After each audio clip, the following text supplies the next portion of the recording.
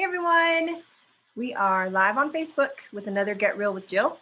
We like to get together every week just to give you a short little video to introduce one of our fabulous Jills and talk about some real things that we do every day to help serve our clients with customer service and just different tips if you're answering your own phones or if you have a receptionist or if you're interested in Jill's office. These are just some things we practice every day or just some real advice on how to deal with different types of callers. So all right, so today we are talking about the calls we all dread, but that we all get.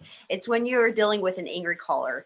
Even if you are a perfect business owner, you're at some point going to upset someone. Oh, well, this doesn't exactly relate, but what's that quote you have on your wall now that we're always talking about? The leaders one. It's like if you're going to be a great leader, you're not going to make everybody happy. Right. Okay. So same with business owner. If you're a great business owner, you're never going to make everyone happy. So you're inevitably going to get a difficult or angry caller at some point. So we brought one of our amazing Jills on here, Brittany. Hey, Brittany, thanks for joining us today. Hi. We're going to chat with her a little bit about dealing with angry callers because they do come. Would you say you get probably one, at least one every day when you're on the phones? It would depend on the day.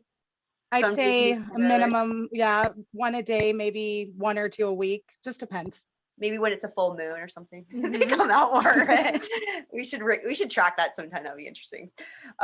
Okay, so let's talk about it. So at Jill's office, we teach 3 steps of how to de-escalate an angry caller. First is just listening to them without interrupting. Most of the time, when someone's upset, they just need to feel listened to and heard. And then to empathize and validate with them is step 2, to make sure that they want to be heard. And then so you're just listening without interrupting, and then you're telling them that, hey, I hear you.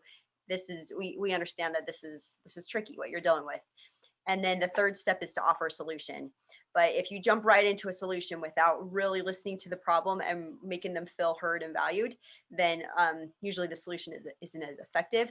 And a lot of times the solution is a lot easier, and it can be something even softer if you really did validate them and help them feel heard. Yeah. So Brittany, kind of what has been your experience with dealing with angry customers? What do you feel like helps you out? I feel like it helps to jump into their shoes and to try to look at it from their point of view. Absolutely. Right. Yeah. That's the whole empathizing and validating, because I think that's so true, because whatever they're dealing with, if it's your own business, obviously you take it a little personal, but you have to kind of step out of it and say, okay, if I was in this position and I had their perspective, what would I be feeling?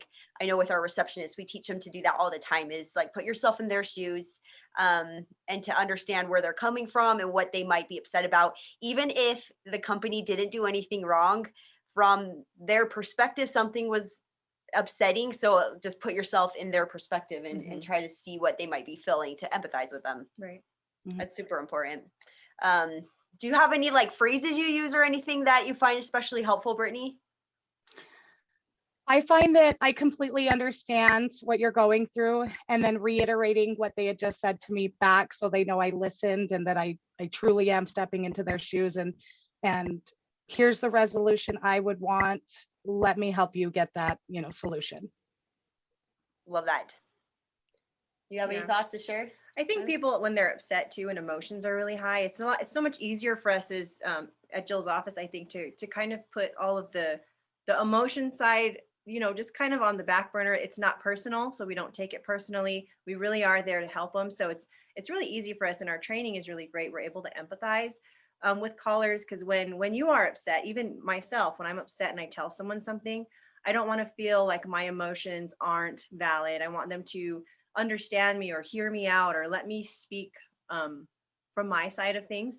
And a lot of times once people get that part out, they're a lot calmer. And so I think that happens to us on calls a lot. I don't know, Brittany, if you've experienced that same thing after they kind of tell you their whole story, things start to kind of get better after that.